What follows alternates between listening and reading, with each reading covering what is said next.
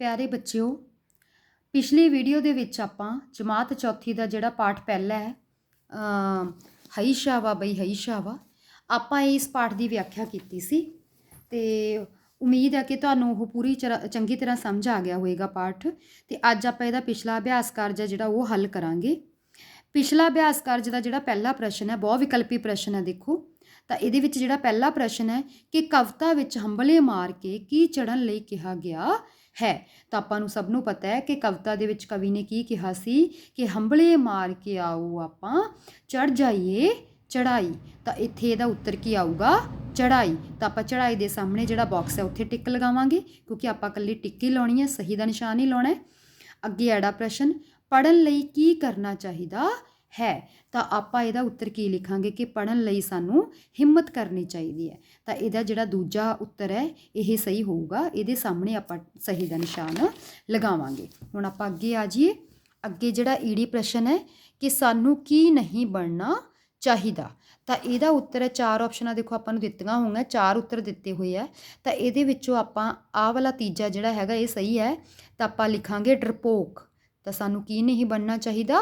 ਡਰਪੋਕ। ਅੱਗੇ ਹੈਗਾ ਕੀ ਮਾਰਨ ਵਾਲੇ ਮੰਜ਼ਿਲ ਸਰ ਕਰ ਲੈਂਦੇ ਹਨ। ਤਾਂ ਇਹਦਾ ਉੱਤਰ ਕੀ ਆਊਗਾ? ਹੰਬਲੇ। ਠੀਕ ਹੈ, ਤਾਂ ਇਹਦਾ ਉੱਤਰ ਆਊਗਾ ਹੰਬਲੇ। ਅੱਗੇ ਹੈਗਾ ਮੁਸ਼ਕਿਲ ਵਿੱਚ ਕੌਣ ਸੰਭਲਦਾ ਹੈ। ਤਾਂ ਆਪਾਂ ਇਹਦਾ ਉੱਤਰ ਲਿਖਾਂਗੇ ਮੁਸ਼ਕਿਲ ਵਿੱਚ ਬਹਾਦਰ ਲੋਕ ਸੰਭਲਦੇ ਹਨ।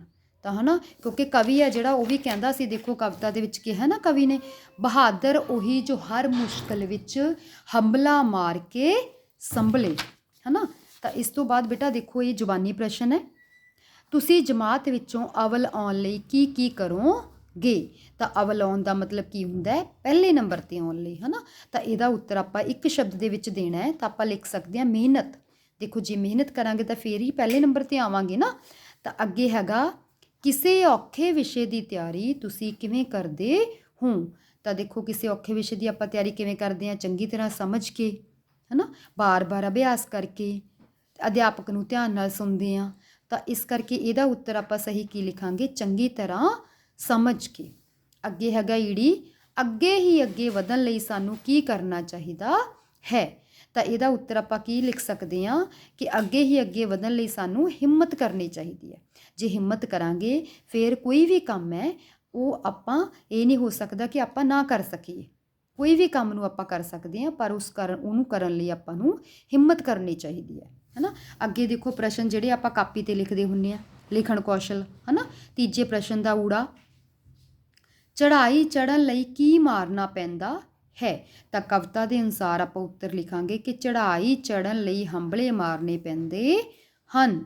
ਅੱਗੇ ਐੜਾ ਪ੍ਰਸ਼ਨ, ਹਿੰਮਤ ਕਰਕੇ ਅਸੀਂ ਕੀ ਕਰ ਸਕਦੇ ਹਾਂ। ਤਾਂ ਦੇਖੋ ਕਵਿਤਾ ਦੇ ਅਨੁਸਾਰ ਆਪਾਂ ਇਹਦਾ ਉੱਤਰ ਲਿਖਾਂਗੇ ਕਿ ਹਿੰਮਤ ਕਰਕੇ ਅਸੀਂ ਪੜ੍ਹਾਈ ਕਰ ਸਕਦੇ ਹਾਂ। ਅੱਗੇ ਹੈਗਾ ਈੜੀ ਪ੍ਰਸ਼ਨ, ਹੰਬਲੇ ਮਾਰਨ ਵਾਲਿਆਂ ਦੇ ਦਿਨ ਕਿਹੋ ਜਿਹੇ ਹੋ ਜਾਂਦੇ ਹਨ। ਤਾਂ ਦੇਖੋ ਬੱਚਿਓ ਕਵਿਤਾ ਦੇ ਵਿੱਚ ਕਵੀ ਨੇ ਕਿਹਾ ਸੀ ਕਿ ਹੰਬਲੇ ਮਾਰਨ ਵਾਲਿਆਂ ਦੇ ਦਿਨ ਹੋ ਜਾਂਦੇ ਨੇ ਰੰਗਲੇ। ਤਾਂ ਇਹਦਾ ਉੱਤਰ ਫਿਰ ਕੀ ਆ ਗਿਆ ਕਿ ਹੰਬਲੇ ਮਾਰਨ ਵਾਲਿਆਂ ਦੇ ਦਿਨ ਰੰਗਲੇ ਹੋ ਜਾਂਦੇ ਹਨ। ਅੱਗੇ ਹੈਗਾ ਸੱਸਾ ਪ੍ਰਸ਼ਨ, ਸਾਨੂੰ ਕਿੱਧਰ ਨੂੰ ਵਧਣਾ ਚਾਹੀਦਾ ਹੈ। ਤਾਂ ਸਾਨੂੰ ਹਮੇਸ਼ਾ ਬੇਟਾ ਅੱਗੇ ਨੂੰ ਵਧਣਾ ਚਾਹੀਦਾ ਹੈ ਨਾ, ਪਿੱਛੇ ਨਹੀਂ ਮੁੜ ਕੇ ਦੇਖਣਾ ਚਾਹੀਦਾ। ਸਾਨੂੰ ਹਮੇਸ਼ਾ ਕੰਮ ਕਰਕੇ ਅੱਗੇ ਨੂੰ ਵਧਣਾ ਚਾਹੀਦਾ ਹੈ। ਤਾਂ ਇਸ ਕਰਕੇ ਇਹਦਾ ਉੱਤਰ ਆਪਾਂ ਲਿਖ ਸਕਦੇ ਹਾਂ ਕਿ ਸਾਨੂੰ ਅੱਗੇ ਨੂੰ ਵਧਣਾ ਚਾਹੀਦਾ ਹੈ। ਅੱਗੇ ਹੈਗਾ ਹਾਹਾ ਪ੍ਰਸ਼ਨ, ਹੰਬਲੇ ਮਾਰਨ ਵਾਲੇ ਕੀ ਸਰ ਕਰ ਲੈਂਦੇ ਹਨ। ਤਾਂ ਇਹਦਾ ਉੱਤਰ ਆਪਾਂ ਲਿਖਾਂਗੇ ਹੰਬਲੇ ਮਾਰਨ ਵਾਲੇ ਮੰਜ਼ਿਲ ਸਰ ਕਰ ਲੈਂਦੇ ਹਨ। ਦੇਖੋ ਇਹ ਆਪਾਂ ਕਾਪੀ 'ਤੇ ਲਿਖਦੇ ਹਾਂ ਪ੍ਰਸ਼ਨ ਉੱਤਰ, ਹੈ ਨਾ। ਤਾਂ ਜਿਹੜੇ ਬੱਚਿਆਂ ਨੇ ਵੀ ਇਹ ਕਾਪੀ 'ਤੇ ਲਿਖਣੇ ਆ ਤੁਸੀਂ ਸਕਰੀਨਸ਼ਾਟ ਵੀ ਲੈ ਸਕਦੇ ਹੋ ਬੇਟਾ, ਤੁਹਾਨੂੰ ਬਹੁਤ ਮਦਦ ਮਿਲੂਗੀ। ਤੁਸੀਂ ਇੱਥੋਂ ਦੇਖ ਕੇ ਕਾਪੀ 'ਤੇ ਪ੍ਰਸ਼ਨ ਲਿਖ ਸਕਦੇ ਹੋ।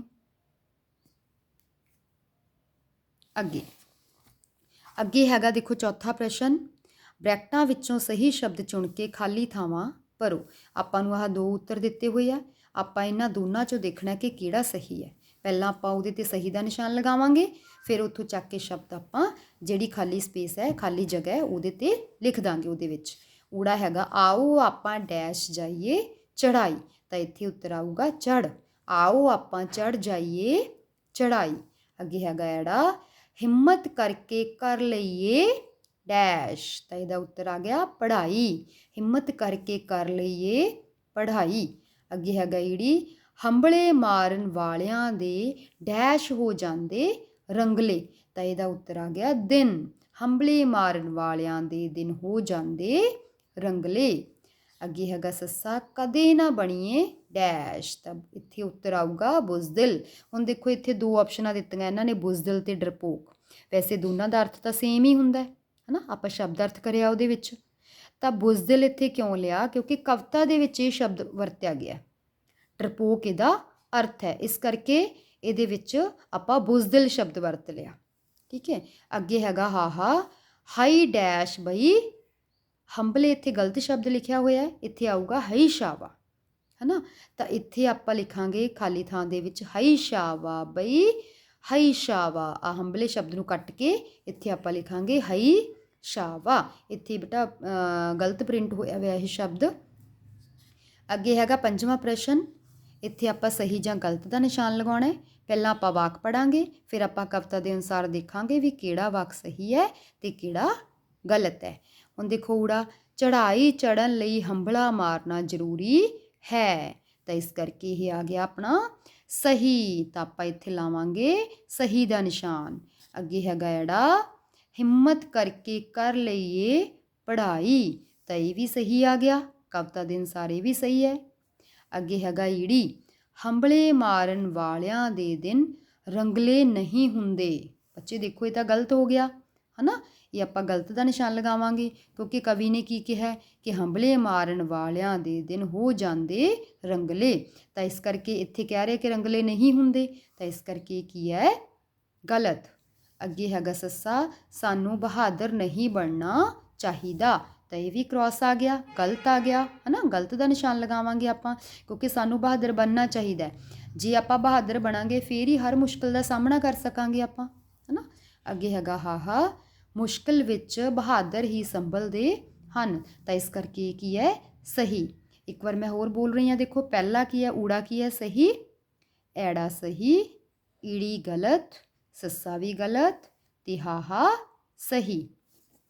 ਅੱਗੇ ਹੈਗੀ ਹੈ ਸ਼ਬਦ ਸੂਝ। ਛੇਵਾਂ ਪ੍ਰਸ਼ਨ, ਇੱਕੋ ਜਿਹੀ ਲੈ ਵਾਲੇ ਸ਼ਬਦਾਂ ਦਾ ਮਿਲਾਨ ਕਰੋ। ਤਾਂ ਹੁਣ ਦੇਖੋ ਆਪਾਂ ਅੰਗਰੇਜ਼ੀ 'ਚ ਕਰਦੇ ਹਾਂ ਨਾ, ਜਿਵੇਂ ਰਾਈਮਿੰਗ ਵਰਡ, ਹੈ ਨਾ, ਉਸੇ ਤਰ੍ਹਾਂ ਪੰਜਾਬੀ ਦੇ ਵਿੱਚ ਵੀ ਇੱਕੋ ਜਿਹੇ ਲੈ ਵਾਲੇ ਸ਼ਬਦਾਂ ਦਾ ਮਿਲਾਨ ਕਰਨਾ ਆਪਾਂ, ਹੈ ਨਾ।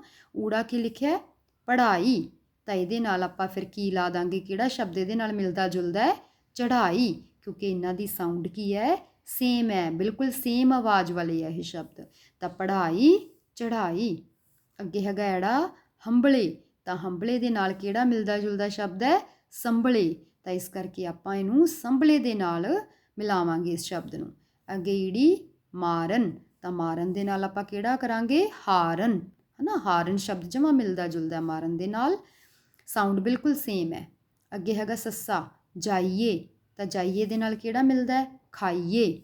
ਅੱਗੇ ਹੈਗਾ ਹਾਹਾ, ਮਾਰ। ਤਾਂ ਮਾਰ ਨਾਲ ਕਿਹੜਾ ਮਿਲਦਾ ਹੈ? ਸਾਰ। ਅੱਗੇ ਹੈਗਾ ਬੇਟਾ ਸੱਤਵਾਂ ਪ੍ਰਸ਼ਨ, ਹੇਠ ਲਿਖੇ ਸ਼ਬਦਾਂ ਨੂੰ ਵਾਕਾਂ ਵਿੱਚ ਵਰਤੋ। ਹੁਣ ਆਪਾਂ ਇਹ ਸ਼ਬਦ ਜਿਹੜੇ ਦਿੱਤੇ ਹੋਏ ਆ ਇਹਨਾਂ ਦੇ ਵਾਕ ਬਣਾਉਣੇ ਆ। ਪਹਿਲਾ ਜਿਹੜਾ ਹੈਗਾ ਆਪਾਂ ਨੂੰ ਊੜੇ ਦਾ ਵਾਕ ਬਣਾ ਕੇ ਦੱਸਿਆ ਹੋਇਆ ਕਿ ਆਪਾਂ ਕਿਸ ਤਰ੍ਹਾਂ ਵਾਕ ਬਣਾਉਣੇ ਆ, ਹੈ ਨਾ। ਵਾਕ ਬੇਟਾ ਤੁਸੀਂ ਕੋਈ ਵੀ ਬਣਾ ਸਕਦੇ ਹੋ, ਆਪਣੀ ਮਰਜ਼ੀ ਦੇ ਨਾਲ ਵੀ ਬਣਾ ਸਕਦੇ ਹੋ। ਦੇਖੋ ਮੈਂ ਬਣਾਏ ਹੋਏ ਆ, ਤੁਸੀਂ ਇਹ ਵੀ ਕਰ ਸਕਦੇ ਹੋ।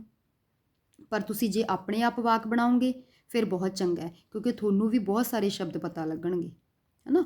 ਤਾਂ ਐੜਾ ਕੀ ਹੈ? ਪੜ੍ਹਾਈ। ਤਾਂ ਆਪਾਂ ਇਹਦਾ ਸ਼ਬਦ ਬਣਾ ਸਕਦੇ ਹਾਂ, ਉਸ ਨੇ ਪੜ੍ਹਾਈ ਕੀਤੀ, ਜਾਂ ਸਾਨੂੰ ਮਨ ਲਾ ਕੇ ਪੜ੍ਹਾਈ ਕਰਨੀ ਚਾਹੀਦੀ ਹੈ, ਹੈ ਨਾ। ਈੜੀ ਹੈਗਾ ਬੁਜ਼ਦਿਲ। ਤਾਂ ਬੁਜ਼ਦਿਲ ਦਾ ਆਪਾਂ ਬਣਾ ਸਕਦੇ ਹਾਂ, ਬੁਜ਼ਦਿਲ ਅੱਗੇ ਨਹੀਂ ਵੱਧਦੇ। ਤਾਂ ਤੁਸੀਂ ਇਹ ਵੀ ਕਹਿ ਸਕਦੇ ਹੋ ਕਿ ਸਾਨੂੰ ਬੁਜ਼ਦਿਲ ਨਹੀਂ ਬਣਨਾ ਚਾਹੀਦਾ। ਅੱਗੇ ਦੇਖੋ ਮੰਜ਼ਿਲ। ਤਾਂ ਮੰਜ਼ਿਲ ਸ਼ਬਦ ਦਾ ਆਪਾਂ ਵਾਕ ਬਣਾ ਸਕਦੇ ਹਾਂ ਕਿ ਬਹਾਦਰ ਲੋਕਾਂ ਨੂੰ ਹੀ ਮੰਜ਼ਿਲ ਮਿਲਦੀ ਹੈ। ਤਾਂ ਇਸ ਕਰਕੇ ਤੁਸੀਂ ਵਾਕ ਆਪਣੀ ਮਰਜ਼ੀ ਨਾਲ ਕੋਈ ਵੀ ਬਣਾ ਸਕਦੇ ਹੋ, ਠੀਕ ਹੈ। ਅੱਗੇ ਹੈਗਾ ਬਹਾਦਰ। ਬਹਾਦਰ ਦਾ ਬਣਾ ਸਕਦੇ ਹੋ, ਬਹਾਦਰ ਲੋਕ ਹੀ ਮੁਸ਼ਕਿਲਾਂ ਦਾ ਸਾਹਮਣਾ ਕਰ ਸਕਦੇ ਹਨ, ਹੈ ਨਾ। ਬਹਾਦਰ ਲੋਕ ਹਰ ਮੁਸ਼ਕਿਲ ਦਾ ਸਾਹਮਣਾ ਕਰਦੇ ਹਨ। ਕੋਈ ਵੀ ਵਾਕ ਇਸ ਤਰ੍ਹਾਂ ਬਣਾ ਸਕਦੇ ਹੋ। ਅੱਗੇ ਕੱਕਾ, ਮੁਸ਼ਕਿਲ। ਤਾਂ ਇਹਦਾ ਬਣਾ ਲਓ, ਹਰ ਮੁਸ਼ਕਿਲ ਦਾ ਸਾਹਮਣਾ ਸਾਨੂੰ ਬਹਾਦਰੀ ਨਾਲ ਕਰਨਾ ਚਾਹੀਦਾ ਹੈ, ਹੈ ਨਾ। ਅੱਗੇ ਹੈਗਾ ਦੇਖੋ 8ਵਾਂ ਪ੍ਰਸ਼ਨ, ਹੇਠ ਦਿੱਤੀਆਂ ਕਾਵ ਸਤਰਾਂ ਪੜ੍ਹ ਕੇ, ਕਾਵ ਸਤਰਾਂ ਮਤਲਬ ਕਵਿਤਾ 'ਚੋਂ ਜਿਹੜੀਆਂ ਇਹ ਲਾਈਨਾਂ ਲਈਆਂ ਇਹਨਾਂ ਨੂੰ ਪੜ੍ਹ ਕੇ ਜਿਹੜੇ ਥੱਲੇ ਪ੍ਰਸ਼ਨ ਦਿੱਤੇ ਆ ਉਹਨਾਂ ਦੇ ਆਪਾਂ ਸਹੀ ਉੱਤਰ ਦੇਣੇ ਆ।